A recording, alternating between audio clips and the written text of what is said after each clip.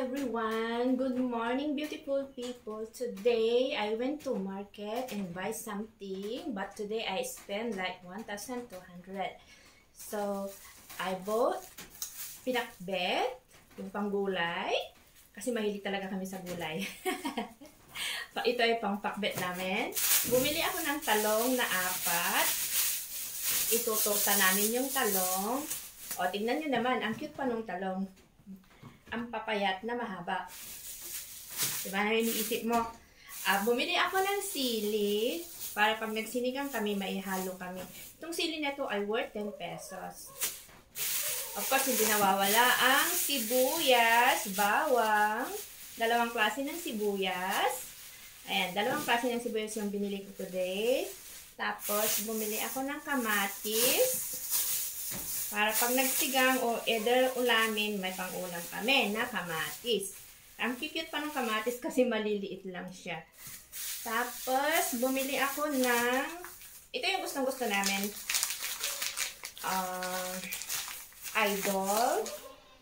Idol na cheese dog.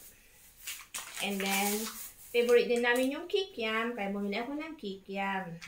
And then, hindi nawawala yung tinapay, kasi talagang mahilig kami sa tinapay, mahilig kami sa pagkain. Bumili ako ng cake, na 3 klase, para iba-iba naman. Tapos, bumili ako ng isda, tapos manok, isda na galunggong, tsaka isda na bangus. At yung bangus isisigang, tapos ipiprito. Yung galunggong pwede rin na ipaksi, tapos iprito din. Pero yung manok, ikikip namin sa freezer. Tapos yung isda, ikikip din yun. So, today, ito yung nabili ko lang. Kasi ako lang yung pumunta. Wala yung kasama ko. Nagtatrabaho na. So, I'm alone. Travel alone. Tapos nag-market alone. Ito pala guys, yung pinili ko na chicken thigh, saka chicken breast. 2 chicken thigh na malalaki. Tapos 2 chicken breast. Ayan, bali 4. Tapos ito yung sa bangus.